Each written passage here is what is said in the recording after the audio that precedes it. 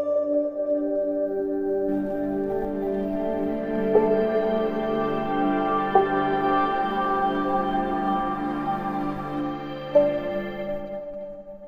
दोस्तों, स्वागत है आप सभी का एक और नए वीडियो के अंदर। आज हम पढ़ने वाले प्रश्नावली 13.1। आपकी पढ़ाई निरंतर जारी होगी, तो आज प्रश्न नंबर 8 और 9 को करने वाले इस वीडियो के अंदर। इसके पहले जितने भी क्वेश्चन और जितने भी चैप्टर हैं अपन कंप्लीट कर चुके हैं। ठीक है, तो चलते आज करते हैं स्टार्ट अपने क्वेश्चन नंबर 8। ऊंचाई 2.4 सेंटीमीटर और व्यास 1.4 सेंटीमीटर वाले एक टॉस बेलन में से इसी ऊंचाई और इसी व्यास वाला एक शंक्वाकार खोल काट लिया जाता है। शेष बचे टॉस का निकटतम वर्ग सेंटीमीटर तक पृष्ठीय क्षेत्रफल ज्ञात कीजिए। जैसा कि आपको इस चित्र दिख रहा होगा, इसमें एक बेलन है। ठीक है, इस बेलन की जो ऊंचाई है वो होता है 2.4 सेंटीमीटर और इसका जो व्यास है वो 1.4 सेंटीमीटर। इसी व्यास और इसी ऊंचाई का इसके अंदर से एक शंकु काट लिया जाता है। यानी जो टॉस है, ठीक है, बेलन जो टॉस है उसके अंदर से एक शंकु के आकार का अंदर से खोल काट लिया जाता है, यानी गड्ढा कर दिया जाता है इसके अंदर। ठीक है, तो ये जो बाद में जो नया पत्र जो बना है, नई जो वस्तु बनी है, ये जो बेलन के अंदर जो शंकु काटने के बाद जो बचा है उसका आपको निकटतम वर्ग सेंटीमीटर पृष्ठीय क्षेत्रफल ज्ञात करना है। ठीक है, तो चलिए करते हैं हल। सबसे पहले अपन को ये पता होना चाहिए कि जो इसके अंदर जो बेलन है और जो शंकु, इसकी ऊंचाइयाँ, त्रिज्या वगैरह ये पता करेंगे। तो सबसे पहले इसमें बेलन की जो ऊंचाई है, बेलन की ऊंचाई बराबर शंकु की ऊंचाई h बराबर वह है 2.4 सेंटीमीटर।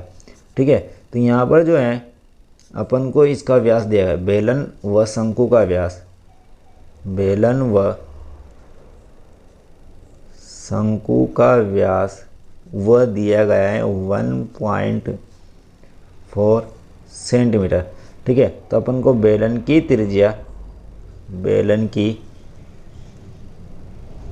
त्रिज्या बराबर शंकु की त्रिज्या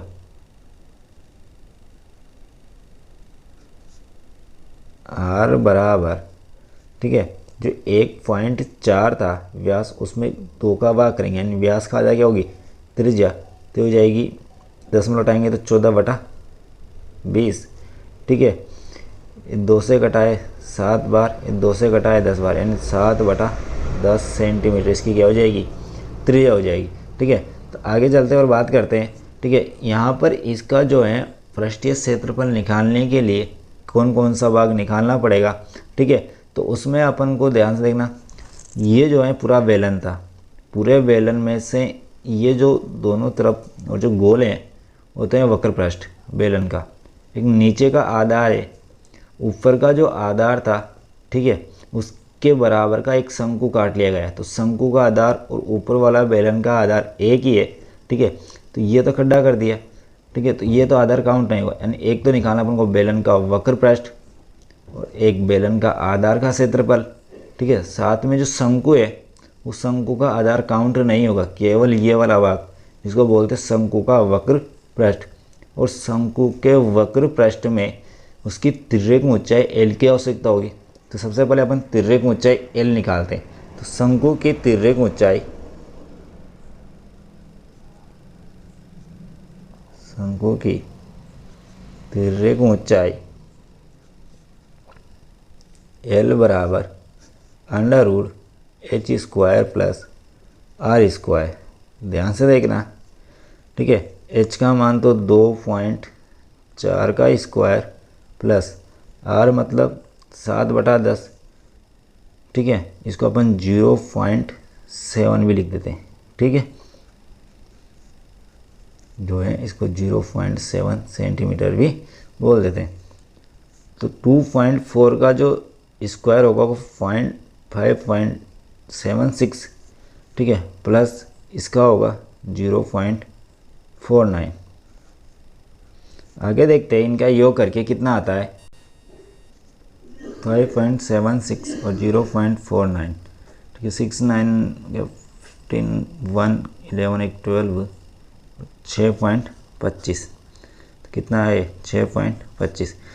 6.25 मतलब 625, और 625 का जो वर्गमूल होता है 25 होता है। अर्थात जो 6.25 जो है, इन 2 5 जो है इसको अपन ऐसे लिख सकते हैं, ठीक है, कि 2.5 इंटू, ठीक है, 2.5, ठीक है। इसमें 2.5 और 2.5 का एक जोड़ा है तो बाहर निकालेंगे तो 2.5, ठीक है। तो तिर्यक ऊंचाई जो आई है 2.5 सेंटीमीटर आई है। अब निकालना है अपन को ठोस का पृष्ठीय क्षेत्रफल। ध्यान से देखिएगा, मैं आपको समझाता हूँ क्या क्या निकालना होगा, ठीक है।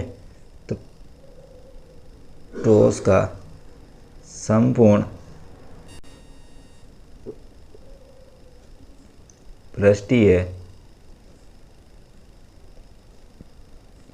क्षेत्रफल, इसको निकालने के लिए अपन को किस चीज़ की आवश्यकता होगी। तो ध्यान देना, सबसे पहले इस बेलन का निकालेंगे वक्र पृष्ठ, बेलन का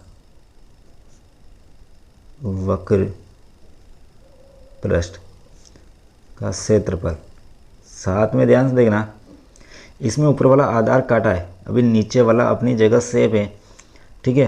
तो ये होगा बेलन के आधार का क्षेत्रफल। साथ में ध्यान देना प्लस अपन को जो शंकु जो इसके अंदर काटा गया था, शंकु का आधार तो यहाँ से हटा दिया गया, तो ये वाला जो भाग है इसको बोलते हैं शंकु का वक्र पृष्ठ, शंकु का वक्र पृष्ठ का क्षेत्रफल, ठीक है। उम्मीद करता हूँ कि समझ में आ रहा होगा। अब इन सभी के फॉर्मूले लगा लेते हैं, ठीक है। तो बेलन का जो वक्र पृष्ठ होता है 2, बेलन का जो वक्र पृष्ठ होता है उसका क्षेत्रफल होता है 2 पाई आर एच। बेलन के आधार होगा पाई आर स्क्वायर प्लस शंकु का वक्र पृष्ठ का क्षेत्रफल होगा पाई आर एल। यहाँ से पाई आर कॉमन लेंगे, ठीक है। तो यहाँ तो बचेगा 2h, यहाँ से बचेगा r और यहाँ से बचेगा l। पाई का मान 22/7, r का मान जो होगा वो 7/10 या 0.7। 2 इंटू h का मान है 2.4 प्लस r का मान है 0.7 प्लस l का मान है 2.5। आगे करते हैं, 7 से 7 कटा, ठीक है। 22/10, 2 को इससे गुणा करेंगे तो 4.8 प्लस 0.7 प्लस 2.5, ठीक है। 22 में 10 का भाग देंगे तो 2.2 और इनको जोड़ लेते हैं 4.8, 0.7 और 2.5, तो ये हो जाएगा 0, ठीक है।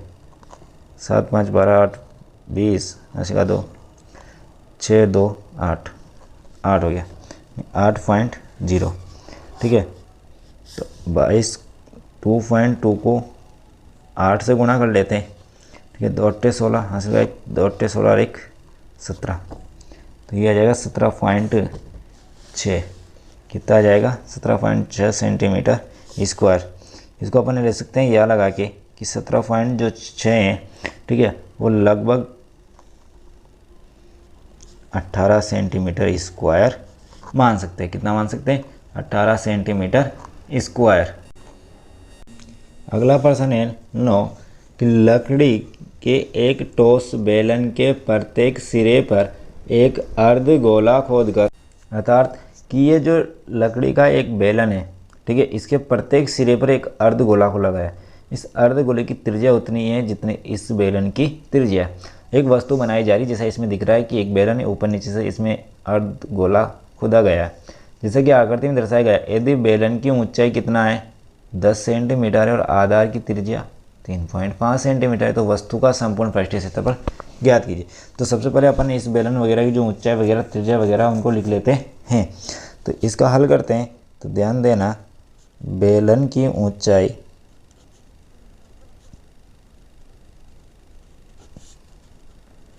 h बराबर 10 सेंटीमीटर, बेलन की त्रिज्या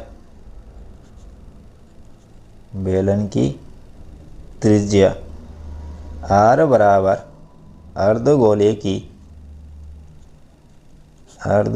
की त्रिज्या r बराबर 3.5 सेंटीमीटर। कितनी जाएगी? 3.5 सेंटीमीटर। आगे बात करते हैं कि अपन को इस जो पात्र बनाया है, जो भी वस्तु अपने पास आई है, इस वस्तु का संपूर्ण पृष्ठीय क्षेत्रफल अपन को निकालना है। तो ध्यान देना क्या क्या निकलेगा। जब इस बेलन के ऊपर और नीचे आधार में से अर्धगोला काटा गया, क्या काटा गया? अर्धगोला। तो ऊपर का जो वर्ताकार भाग है ये भी खत्म, इधर वर्ताकार भाग भी खत्म, यानी बेलन का एक तो आ जाएगा क्या? वक्र पृष्ठीय क्षेत्रफल। ठीक है, तो आएगा एक तो बेलन का वक्र पृष्ठीय क्षेत्रफल। ध्यान से देखना, साथ में ये अर्धगोला ऊपर काटा गया है, लेकिन अर्धगोले का वर्ताकार भाग नहीं है ऐड होगा, केवल इसके अंदर जो खड्डा हुआ है ना, ये कटोरी नुमा जो खड्डा हुआ है, उस कटोरी नुमा जो खड्डा है उसका आधार छोड़ने के बाद उसको बोलते हैं अर्धगोले का वक्र पृष्ठ। क्या बोलते हैं उसको? अर्धगोले का वक्र पृष्ठ। जैसा ऊपर काटा गया है वैसे भी नीचे काटा गया है, तो इसको लिख देंगे अपन 2 इंटू अर्धगोले का वक्र पृष्ठीय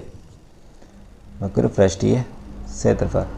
ध्यान देना, मैंने क्या कहा है, ये तो बेलन का वक्र पृष्ठीय क्षेत्रफल होगा, साथ में इसमें ऊपर एक अर्धगोला और नीचे अर्धगोला खोदा गया है। ठीक है, दोनों समान थे, इसलिए मैंने 2 इंटू अर्धगोले का वक्र पृष्ठ। तो इस वस्तु का संपूर्ण पृष्ठीय क्षेत्रफल आ जाएगा। तो करते हैं, बेलन का वक्र पृष्ठीय क्षेत्रफल होता है 2 पाई RH, 2 इंटू अर्धगोले का वक्र पृष्ठीय क्षेत्रफल होता है 2 पाई R स्क्वायर। क्या होता है? 2 पाई R स्क्वायर। तो यहाँ पर अपन 2 पाई R क्या ले लेते हैं? कॉमन ले लेते हैं। तो 2 पाई R कॉमन लेंगे तो यहाँ तो बचेगा H प्लस 2 पाई R स्क्वायर में से R बचेगा 2 बचेगा, यानी 2R। ठीक है, ध्यान से देखना आगे। तो मान रखते हैं 2 इंटू पाई का मान 22/7, R का मान था 3.5 कोष्टक, H का मान था 10 प्लस 2 इंटू R का मान था 3.5। आगे ध्यान से देखना, 2 इंटू 22 यानी 44/7 इंटू 3.5 का दशमलव हटाएंगे, एक अंक छोड़ के दशमलव, इसलिए बटे में 10 लग जाएगा कोष्टक 10 प्लस 3.25 को 2 से गुणा करेंगे तो 7.0। आगे ध्यान देखना, 7 से कटाए 5 बार, 5 को 44 से गुणा करेंगे तो 220/10, 10 में 7 जोड़ा तो 17। इस जीरो से नीचे वाली जीरो कट जाएगी। ठीक है, तो 22 इंटू 17, और 22 को 17 से गुणा करेंगे तो 374। आज के लिए इतना ही काफ़ी। मिलते हैं नेक्स्ट वीडियो में नए सवालों के साथ। तब तक के लिए जय हिंद, जय भारत।